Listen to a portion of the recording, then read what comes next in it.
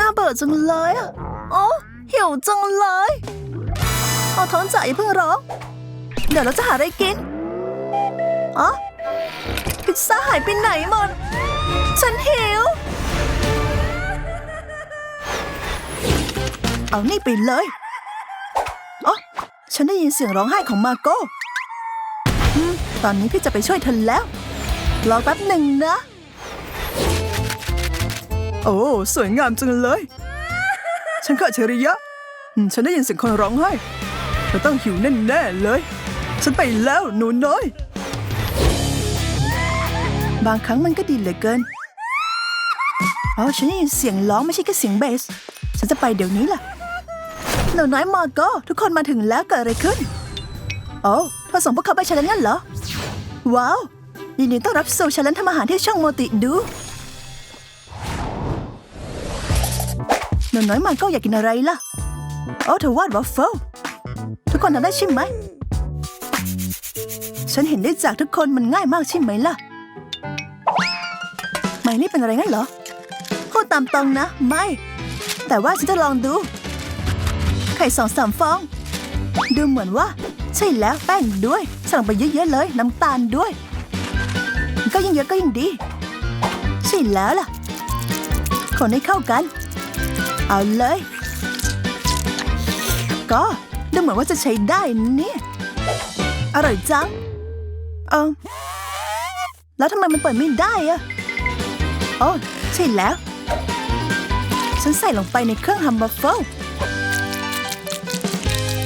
มันออกมาจะดูดีมากเลย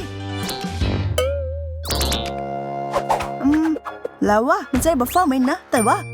โอ้ช่างเถอะเครื่องวัฟเฟิลมันไม่ทำงานอะแต่ฉันจะอุ่นมันบนเตาร้อนๆเอาไม่นะ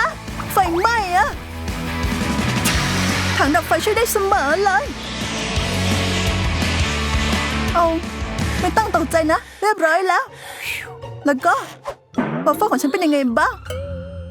เอาไม่นะมันไหม้ฉันทำแป้งวัฟเฟิลเสร็จอร่อยเรียบร้อยแล้วล่ะเหลือแค่ต้องเอาไปอบเท่านั้นแต่ว่าฉันตัดสินใจไม่ทำรูปแบบเดิมๆเหมือนมือสมัครเล่นนะฉันทำวัฟเฟิลหน้าตาน่ารักฉันคิดว่าหมีและกระต่ายต้องทำให้ภูมิใจแน่นอนดีกว่าธรรมดาเลยล่ะเต็งคือผู้รับใช้ที่ซื่อสัตย์ของฉันแต่แป้งยังดีไม่พอนะฉันคิดว่ามันยังขาดอะไรบางอย่างที่สดใสไปอยู่อย่างเช่นโลกตานี้ไงล่ะมาลองกันดู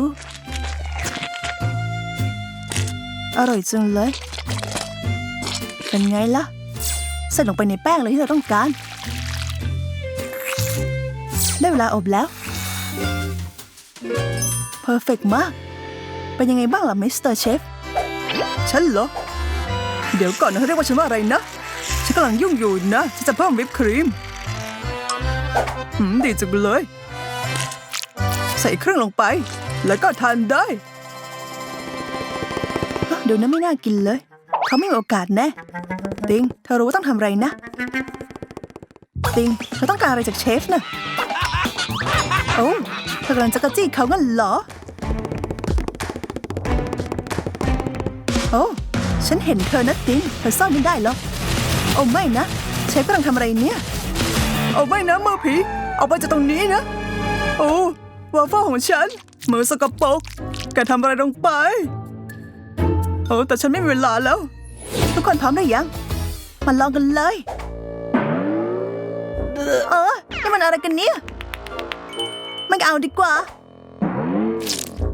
โอ้จะลองอันนี้ดูไม่เลวแล้วกล่องปริศนานี่คืออะไรนะมาเปิดกันเลยโอ้มันคือวัฟเฟิลที่มีเยลลี่ลูกตาด้วยมันดูน่าอร่อยจังเลยยืดมากวัฟเฟิลจากเวนสเดย์เป็นผู้ชนะว้าวยินดีด้วยนะเวนสเดย์ไปกันต่อเลยมาโก้เธอต้องการอะไรล่ะมิลค์เชคกันเหรอเราทำได้ใช่ไหมทุกคนทำได้ใช่ไหมเย่เอาล่ะจะเริ่มจากการตกแต่งก้าวให้สวยงามด้วยน้ำเชื่อมช็อกโกแลตใส่ลงไปเลยมืออาชีพจริงๆเท่านั้นที่ทำได้จากนั้นก็จุ่มในสปริงเกิลหลากสี และแก้วนี้ก็ดูน่ากินขึ้นมาทันทีเลยแต่นี่เพิ่งเริ่มต้นนะจากนั้นเราต้องใช้เครื่องปั่นและเริ่มทำเครื่องดื่มกันเลยใส่นมเข้าไปแล้วก็สตรอเบอรี่ด้วยนะมาโก้ชอบรสสตรอเบอรี่มากๆเลยเพราะงั้นเธอต้องชอบมันแน่ๆแล้วก็ปั่นให้เข้ากัน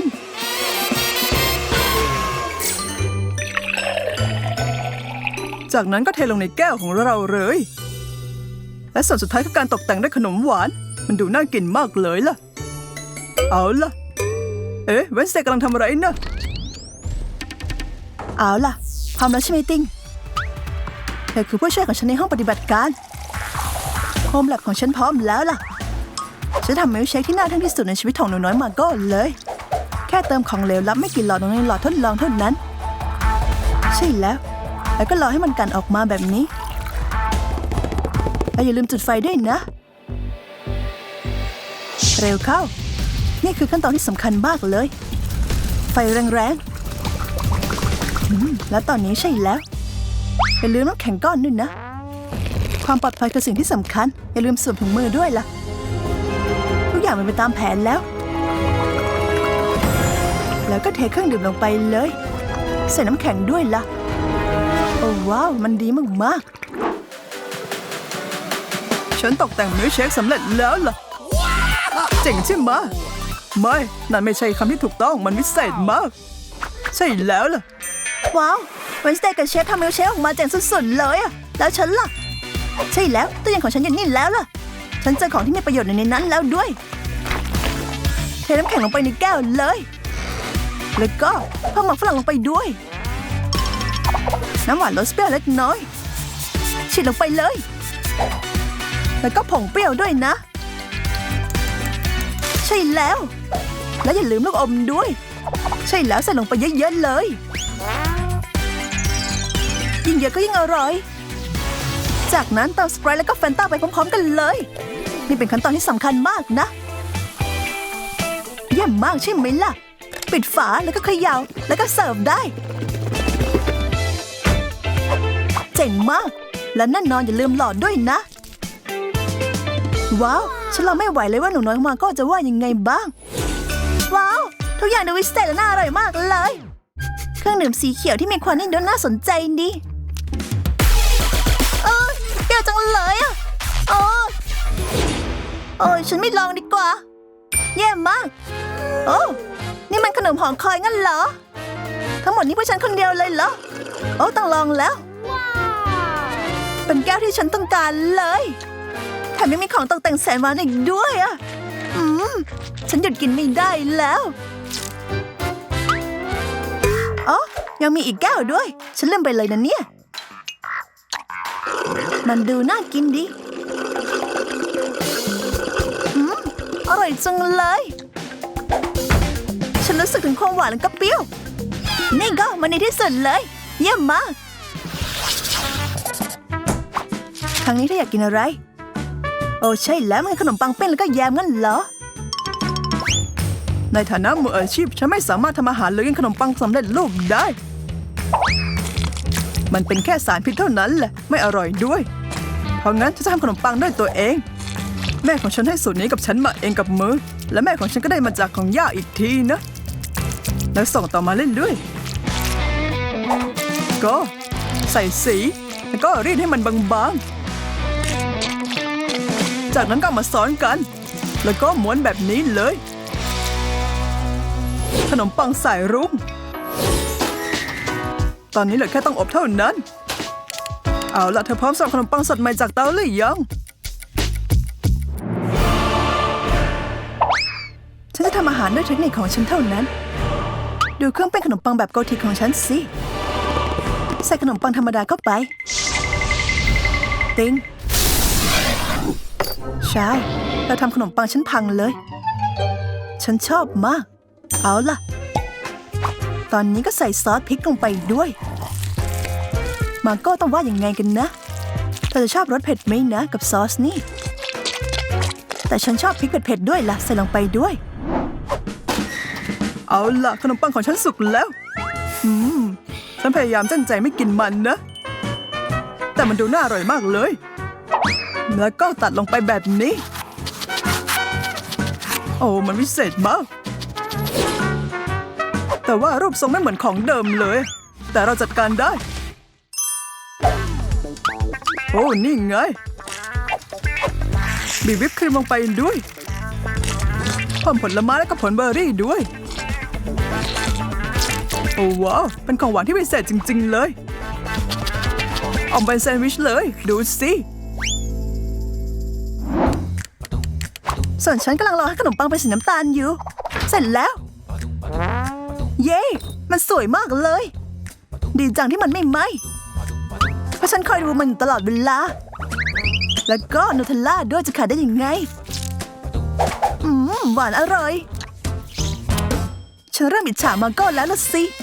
ฉันหยุดไม่ได้แล้วฉันอยากกินอีกเรื่อยๆอะโอ้มือฉันติดวันสเตย์ช่วยฉันด้วยได้สิแต่ว่าเธอต้องอยู่นิ่งๆนะ